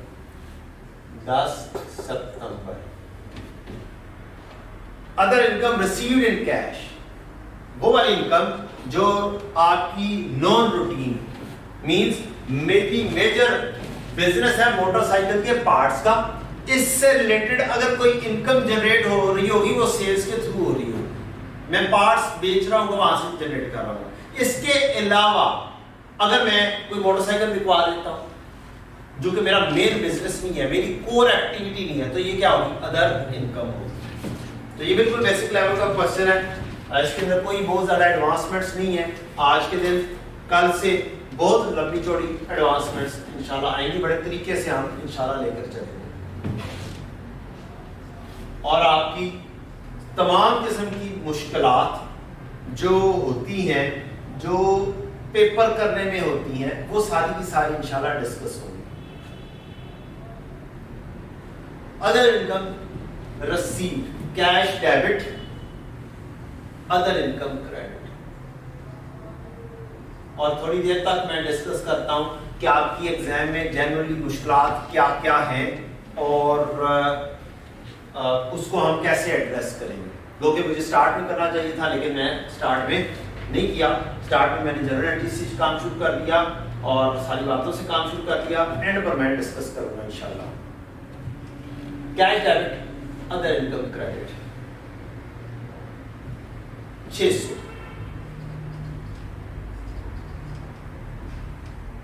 रुपीज 1000 में लिखना था, तो ये क्या हो जाएगा 0.6 बन जाएगा, 0.6। मैंने क्वेश्चन चूंकि रुपीज 1000 में शुरू कर दिया, आज कल रुपीज में कर लेंगे बाकी का, लेकिन आज चूंकि मैंने इस पे शुरू कर दिया है रुपीज 1000 में, ताकि स्प्लिट रहे, इसलिए मैं पॉइंट्स भी कर रहा हूँ। Other income receive through cheque, तो ये बैंक के लिए आ जाएगी, बैंक डेबिट और अदर इनकम क्रेडिट। OI लिखने लगा हूं अदर इनकम के। लोन से रिलेटेड ट्रांजैक्शन आ गई कि मैंने लोन रीपे करना है तो क्या होगा। मैंने लोन लिया था यहां पर, cash debit loan from bank credit, bank debit loan from other credit. अब लोन की रीपेमेंट आ गई। Loan repaid 20,000 to bank through cheque. Bank से पैसे लिए थे, बैंक को वापस कर दिए, तो आपकी ऑब्लिगेशन कम होगी।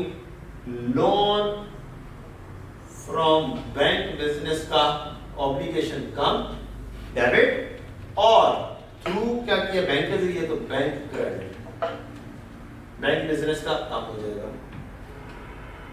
14 सितंबर। अब एग्जामिनर वंस अगेन इसको इंक्रीज और डिक्रीज की फॉर्म में पूछ लेता है कि लोन फ्रॉम बैंक है, बैंक एक ऑब्लिगेशन, ये डिक्रीज होगी या इंक्रीज होगी, तो ये डिक्रीज होगा, बैंक भी डिक्रीज होगा। तो ये आपको ज़हन में होना चाहिए, इंक्रीज डिक्रीज की फॉर्म भी आपको पता होनी चाहिए। वो डेबिट एंड क्रेडिट से सोच के हो सकती है। 20,000 की loan repaid to mister Nadar rupees 15,000 in cash. यार ये तो नॉन करंट लायबिलिटी थी, 3 साल बाद देना था हमने पैसे। हमने यहाँ पर करंट नॉन करंट सीखा था, 3 साल बाद देने हैं पैसे। तो ये क्या हुआ, ये तो महीने बाद दे दिया। भाई पैसे आगे होंगे, दोस्तों यार सर के ऊपर से ऑब्लिगेशन खत्म कर दी, उसमें कौन सा मसला है।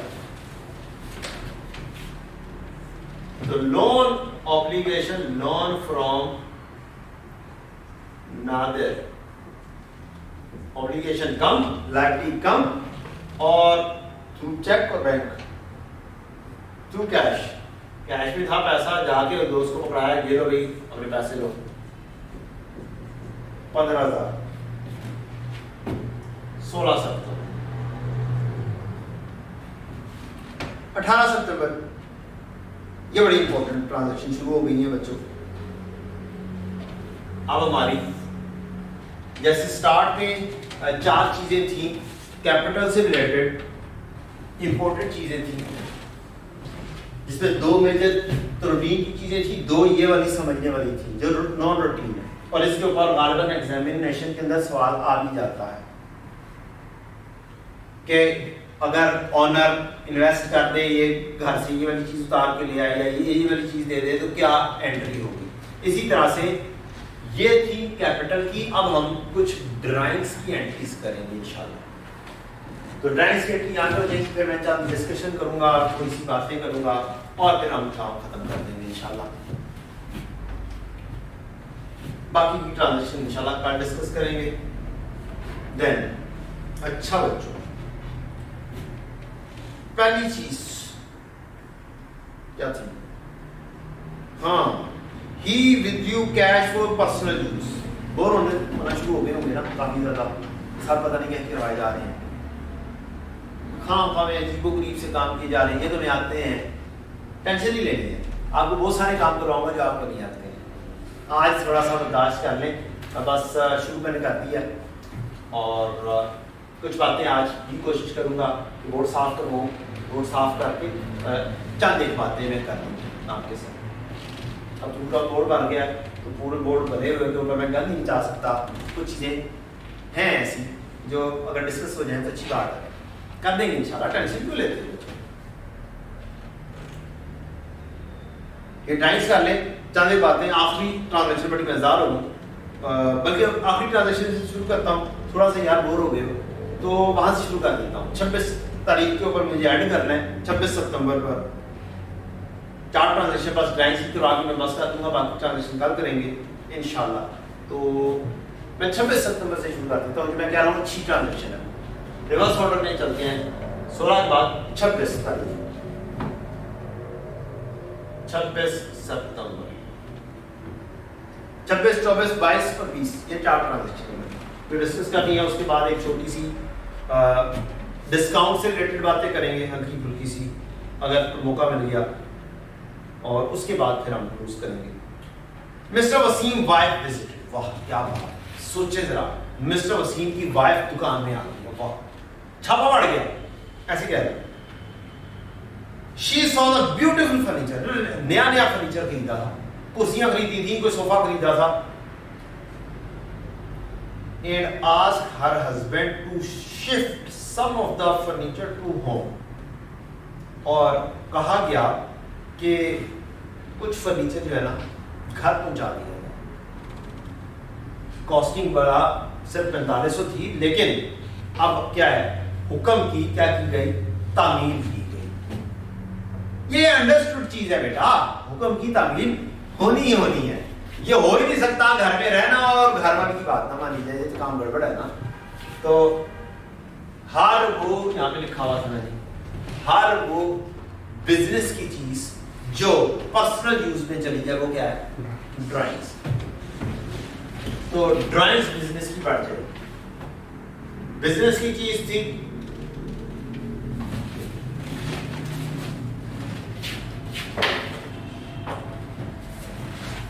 बिजनेस की चीज थी, और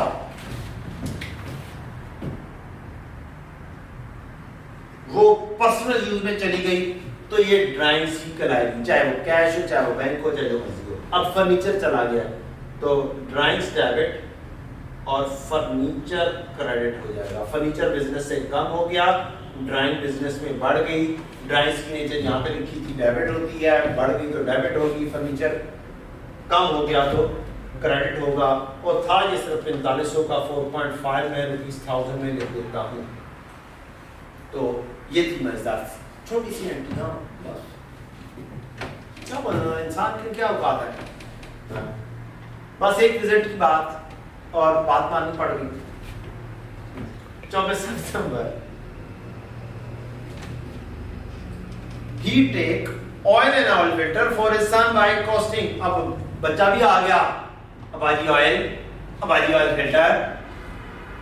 तब अबाजी ने कहा ना, अब तो मुझे वो जो दुकान से जाके खरीदते थे तो उसने अपना प्रॉफिट रखा, तो अब तो अपने आप से तो प्रॉफिट नहीं कमाना ना।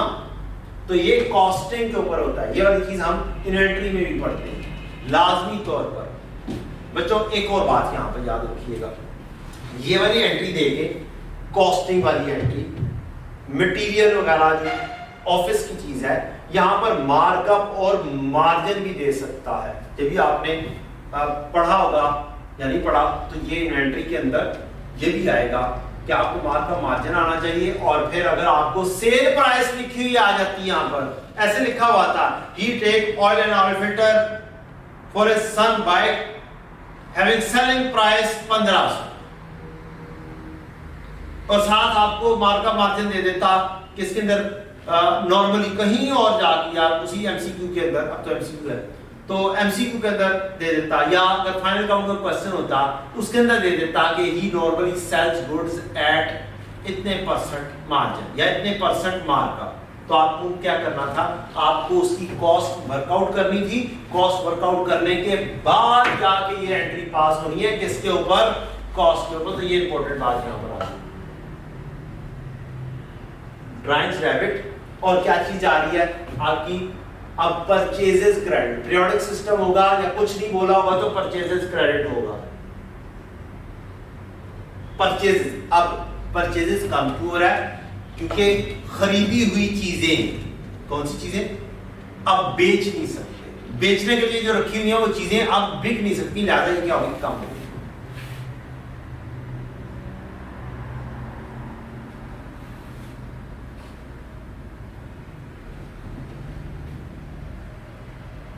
Drawings, debit, purchases, credit. या फिर आप लिखेंगे इन्वेंटरी क्रेडिट अगर परपेचुअल सिस्टम हुआ तो। अमाउंट है जनाब इसकी 24 सितंबर 1250, 1.25 रुपीज 1000 में मैं लिख दूंगा। 22 September withdrew 6.5 65 through cheque for personal use. ये सही है, ये आराम से हो जाएंगी। पैसे निकाल कर ले गया through cheque for personal use, DRAW, drawings debit और कैश क्रेडिट। कैश या बैंक, पर्सनल थ्रू चेक या बैंक आ जाएगा, बैंक के जरिए गया। 22 सितंबर और अमाउंट है 6506.5। 22 सितंबर भी होगी और 20 सितंबर नहीं, हाँ 20 सितंबर इंपॉर्टेंट है, 20 सितंबर बहुत इंपॉर्टेंट है, यस वेरी इंपॉर्टेंट एंट्री 20 सितंबर। ये अक्सर बच्चे इस तरह की एंट्री को गलत करते हैं। He given 2000 to his needy friend। अब ये क्या चीज है, क्या ये बिजनेस का एक्सपेंस है? मैंने कहा कि सारी ट्रांजैक्शन क्या है, बिजनेस की ट्रांजैक्शन। अब नीडी फ्रेंड दोस्त के पास आया होगा, दोस्त के पास दुकान में बैठा होगा, उससे कहेगा यार पैसे तो दे दे 2000। अब बताएं ये 2000 क्या बिजनेस ने दे दिए हैं, क्या वापस लेने? पता नहीं लेने या नहीं लेने। क्या फिर कह सकता हूं कि शॉप पे बैठे हुए उसने गले में से निकाल कर दे दिए होंगे, क्योंकि बिजनेस ट्रांजैक्शन, गले में से निकाल के दे दिए होंगे, अपने पास दराज में से निकाल कर दे दिए होंगे। किसको दिए? बिजनेस का नीडी फ्रेंड था क्या, या ओनर का था? ओनर का पर्सनल फ्रेंड था। तो ये इसका मतलब है ये पर्सनल यूज हो गया और इसकी एंट्री क्या होगी, ड्राइंग्स डेबिट और कैश क्रेडिट होगी।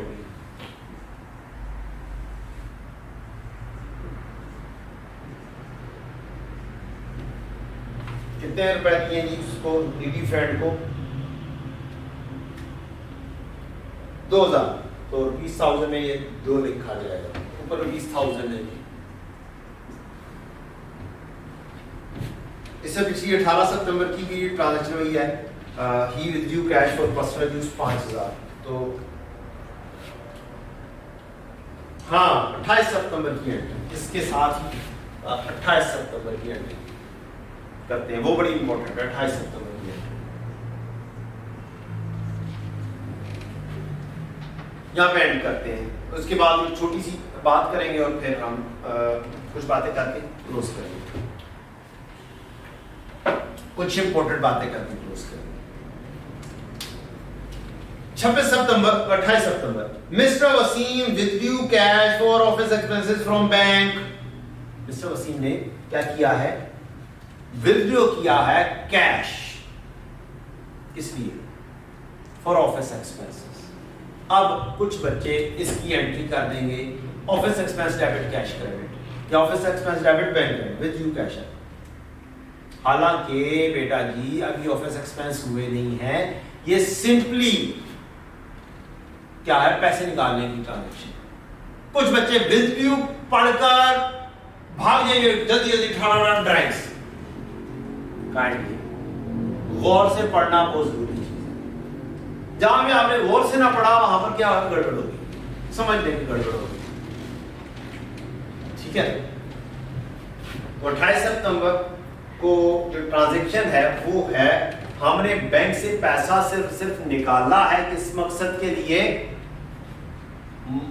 करने हैं बाद में एक्सपेंस, अभी किए नहीं है। तो ये आपकी बैंक में गए, चेक दिया, चेक से पैसा निकाला, ऑफिस में लाकर रख दिया, तो कैश बिजनेस का बढ़ गया और बैंक बिजनेस का कम हो गया। काइंडली ये ड्राइंग नहीं है, मिलजू का लफ्ज पढ़कर ड्राइंग की तरफ नहीं भागना है। तो 28 सितंबर 8,000 2008। आज ट्रांजेक्शन इतनी करते हैं, बाकी की ट्रांजेक्शन इंशाल्लाह कल करेंगे। कुछ बातें जरूर करूंगा आपके साथ कि जो आपकी मुश्किलात हैं वो आपकी क्या है। What are the difficulties, major reason of failures, you can say reason of failures आपकी क्या है, जो मेरे नजदीक है या जो मुझे फीडबैक मिला हुआ है, आई थिंक सो आपकी भी वही होगी। वो क्या है और एक आधी बात और। Number 1, reason of failure.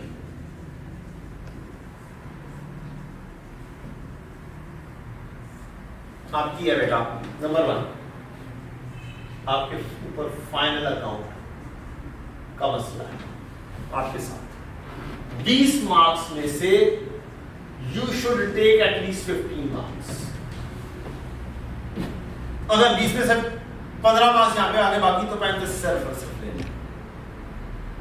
Means 17-18 MCQ सही करने बस। 17-18 टोटल 20 इसके, बाकी 40 एमसीक्यू।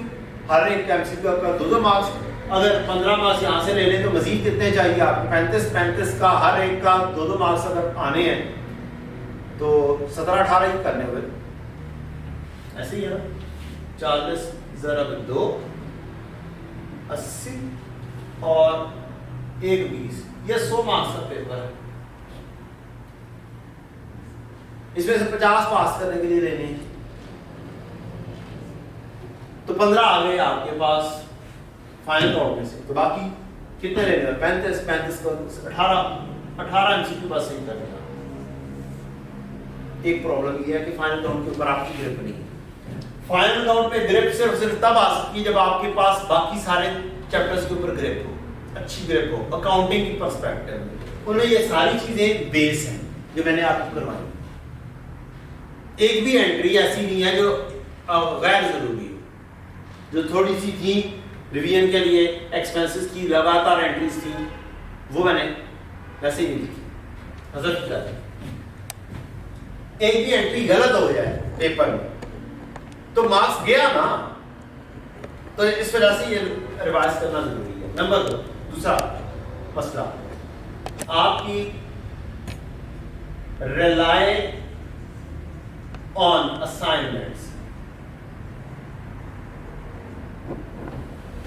जो कि बहुत अच्छी बात नहीं है।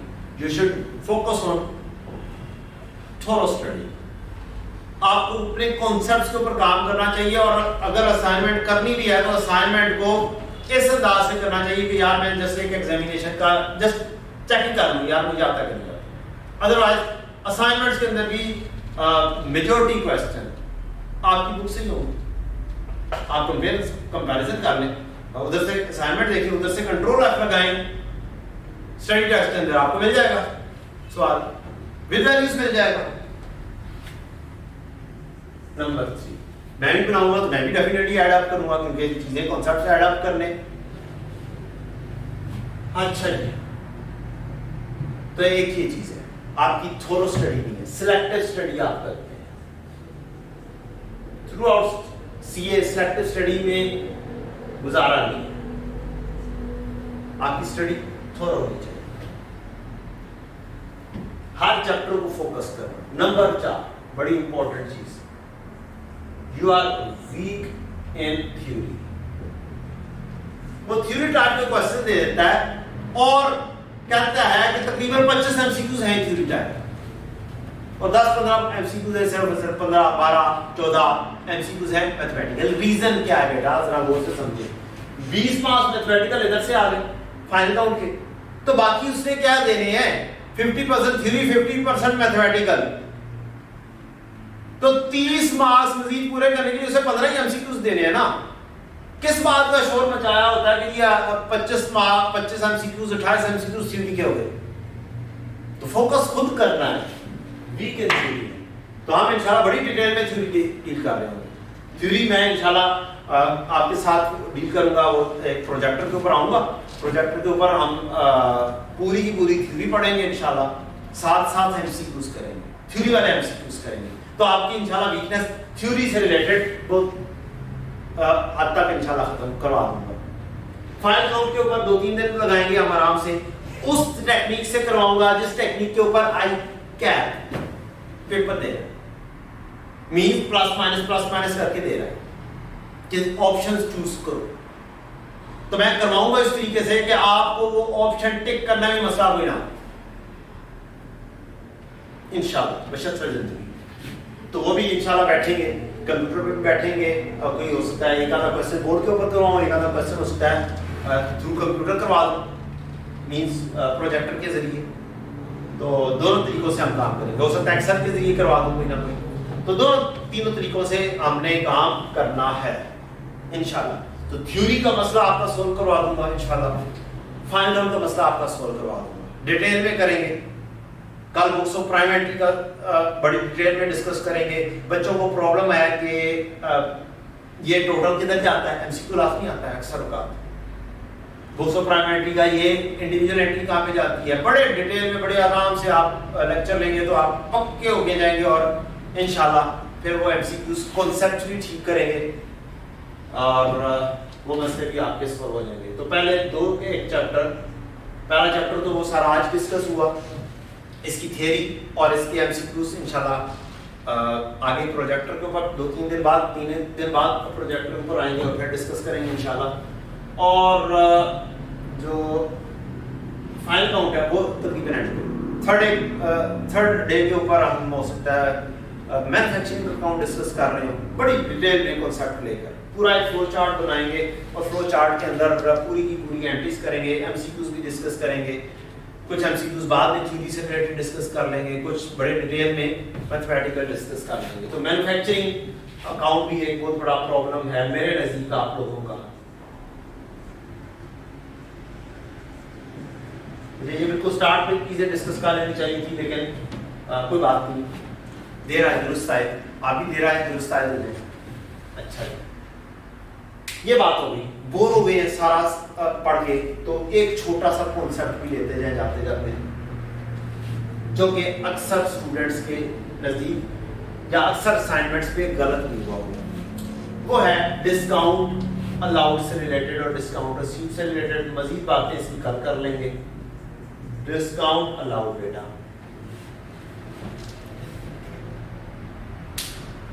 डिस्काउंट अलाउड मैंने अलाउ किया है, मैंने सेल की, उधार के ऊपर सेल की, यहाँ पे कहीं पकड़ लेते हैं उधार की सेल की, उधार की सेल है, उधार की सेल ये की है, शरीफ को सेल की 12,500, इसको पैसे पे करना है, 12,500 पे करना है आपने।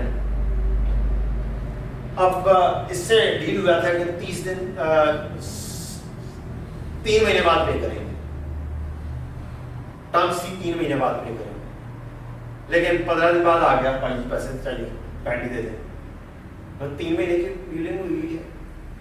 हमने कहा यार ऐसा करो कि 2,500 छोड़ो, मैं तुम्हें 10,000 दे देता हूँ, पूरे का पूरे पैसे खत्म करो।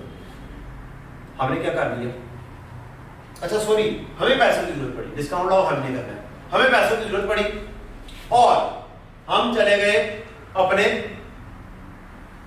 कस्टमर के पास और कस्टमर को कहा कि भाईजान पैसे चाहिए, और उसने कहा भाई जी मुश्किल है, 3 महीने बाद आना, 6 महीने बाद आना, जितनी भी डील हुई है यार बड़ी जरूरत है पैसे दे दो भाई, मैं कहा किसी के पास लोन लेकर पड़ूंगा।